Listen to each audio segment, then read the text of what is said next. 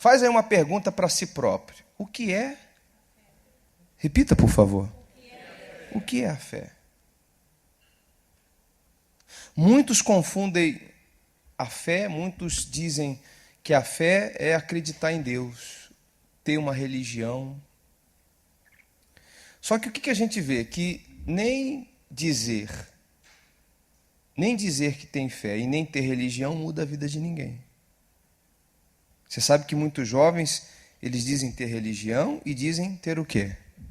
Só que a vida deles está destruída.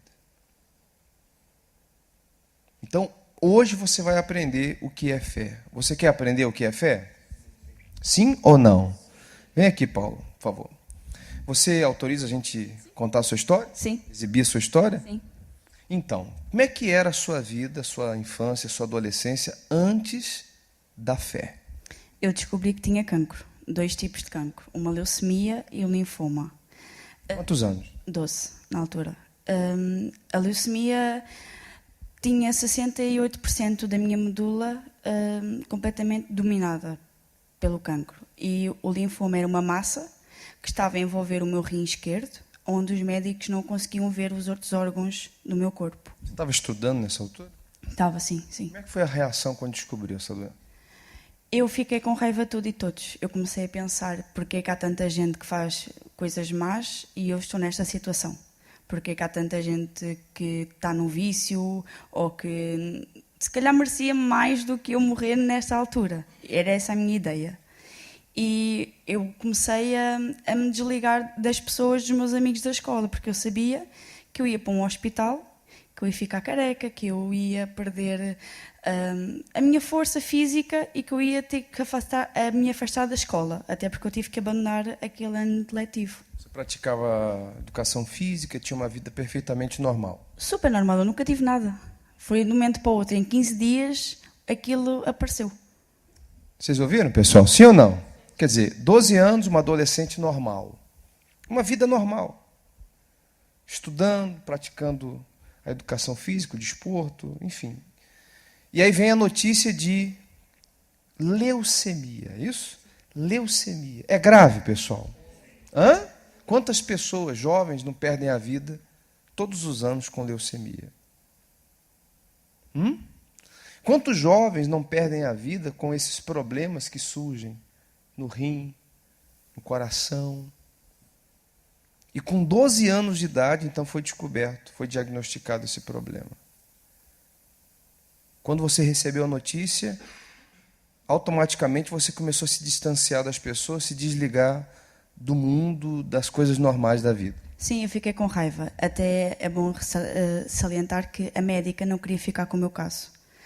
Os médicos, normalmente, reúnem-se para distribuir os casos. E nenhum médico queria ficar com o meu caso porque eu ia morrer. E houve a médica que foi-lhe imposto o meu caso e ela ficou apreensiva, porque o tumor a qualquer momento podia explodir. E se aquilo explodisse, era o fim. E agora, recentemente, ela disse que existem 2 tipos de cancro, o Hodgkin e o não Hodgkin. O meu era não Hodgkin, mas era tão grave ou pior do que um Hodgkin. E na altura eu queria... Dentro do IPO, onde eu fiquei, existem lá as pessoas que vão lá para dar apoio e eu não queria ver ninguém. Eu mandava com as almofadas contra a porta. Raiva. Muita. Se achando injustiçada, com ódio de tudo, de todos, se achando vítima desse mal, sendo que outras pessoas poderiam estar sofrendo o que você estava sofrendo. Exatamente. Eu fiquei com raiva de Deus até. Eu perguntava a ele, então se tu és pai, por que é que isto está-me a acontecer? Você acreditava em Deus? Acreditava. Mas eu não acreditava como é que ele tinha permitido que eu ficasse naquela situação. Vem cá, sua família estava já na fé. Como é que foi o seu processo de conhecer a esse Deus? Porque uma coisa é acreditar, outra coisa é conhecer. Como é que você usou a fé? Como é que você venceu essa doença grave? Na minha família foi o choque, porque eu sou filha única. E naquela altura eu nunca tinha visto o meu pai até então chorar. E naquela altura eu vi o meu pai a chorar.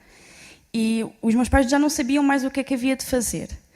E eu comecei a reverter aquela raiva que eu tinha de Deus para confiar. Se está escrito que Ele cura, se está escrito que Ele morreu por mim, então isso tem que se tornar realidade. Ele tem que cumprir, ou Ele então é mentiroso. Já tinha conhecimento, então, da Bíblia. Sim, sim. E eu comecei a cobrar isso dele. Ou Senhor, começa a fazer o que está escrito, ou então eu vou deixar de acreditar em Ti. Porque se eu cresci dentro da igreja, eu vinha para a EBI, Seus pais já eram da fé. já eram da fé, e a gente leva com aquela bola, com aquele murro no estômago. Então eu tinha que ver. E comecei a orar, a minha mãe trazia-me água da igreja, a gente começou a usar a nossa fé, até que de um momento para o outro, a Paula começa com uma tosse, a Paula começa com febre, e os médicos não sabiam o que era. Até que se vai fazer um exame e eu tinha uma broncopneumonia. O vírus chamava-se oportunista e eu só tinha 48 horas de vida. Ainda apareceu um vírus para ajudar. Sim. Naquela altura, os médicos chamaram os meus pais e disseram assim, olha, a Paula só tem 48 horas de vida. É melhor vocês ficarem perto da vossa filha, mostrarem o quanto vocês gostam dela, mostrarem amor, porque ela não vai sobreviver. Ela está muito fraca, as defesas estão muito em baixo. Vamos ver o que é que vai acontecer. E eu fui transferida até de hospital. Só que nessa fase a minha avó estava a fazer a fogueira santa por mim. Um sacrifício para Deus, para mudar a sua situação. Sim, porque eu estava a ser sacrificada para a ciência e aquilo não estava a resultar. Não se via muita coisa. Então, se para a ciência não está a resultar, vamos então sacrificar para Deus. E quando ela entregou o sacrifício, a coisa começou assim, de um momento para o outro, começou a andar. Eu fiquei uma semana no outro hospital onde era suposto eu ficar lá 2 meses. O meu corpo começou a reagir ao tratamento, o tumor diminuiu, a broncopneumonia desapareceu e eu comecei a ganhar força. E aquela raiva que eu tinha, aquele pensamento que eu tinha que se calhar eu iria morrer, eu tinha a certeza que eu ia viver. Quer dizer, começou a reverter a situação. Sua avó foi para o altar, fez um sacrifício para Deus, um voto no altar, que logicamente ninguém pediu, mas a fé exigiu isso.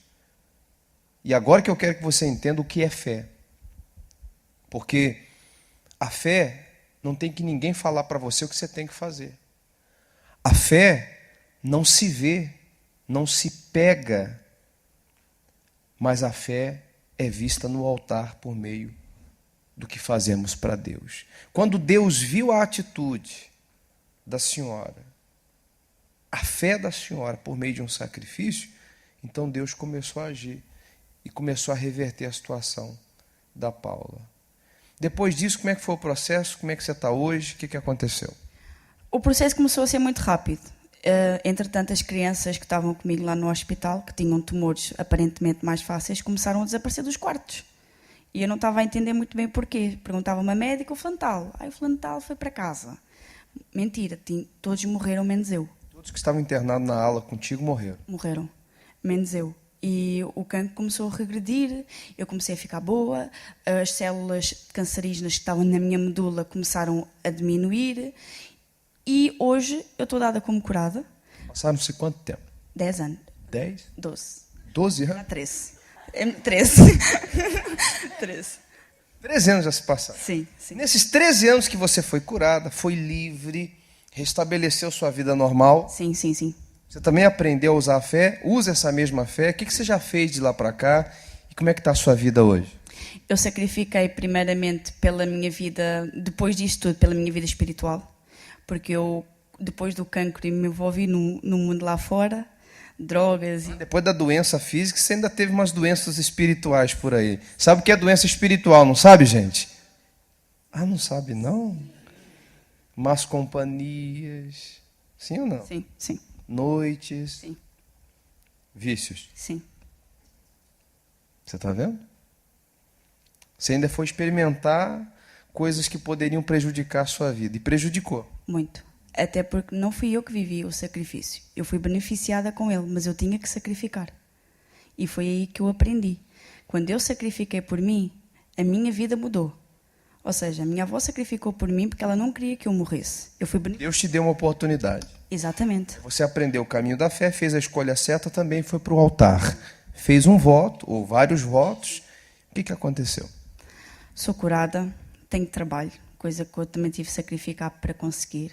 Hoje eu sou casada E hoje eu estou feliz comigo mesma, não dependo de nada, não dependo de amizades, não dependo do vício. Hoje eu tenho paz. Hoje você tem uma vida normal, casada, bem casada, tem saúde, passaram-se 13 anos, nem sinal, e nunca mais, vida financeira estável, quer dizer, você é outra. Completamente. Quer dizer, a fé funcionou para você. Totalmente. Você entendeu o que é fé, pessoal? Sim ou não?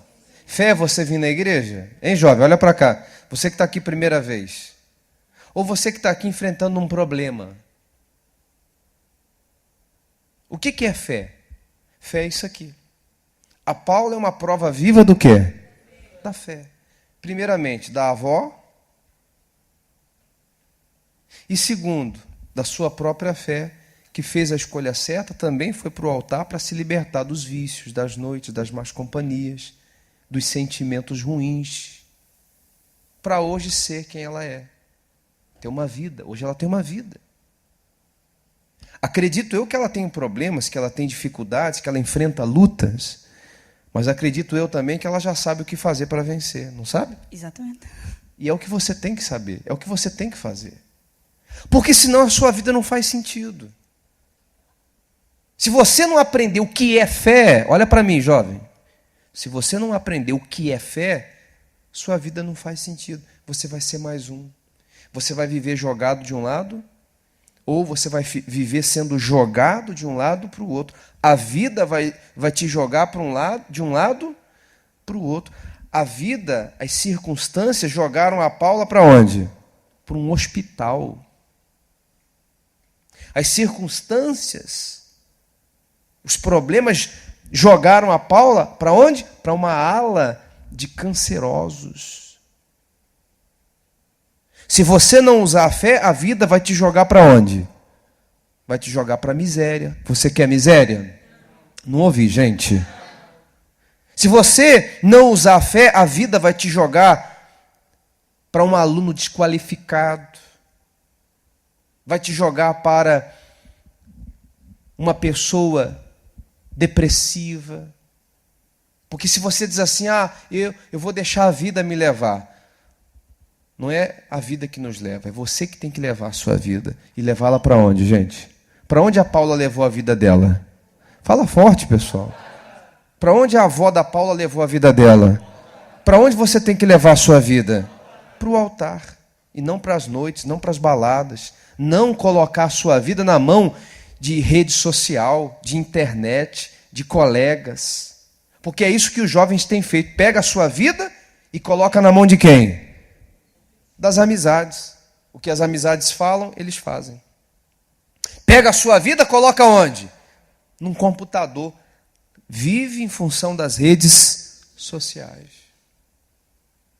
Você tem que viver em função da fé. Para você ter daqui um tempo, um prazo curto de tempo, um curto prazo de tempo, uma vida. Daqui a pouco eu vou fazer uma oração por você. Você vai ter a oportunidade de entregar a sua vida para Jesus. Amém?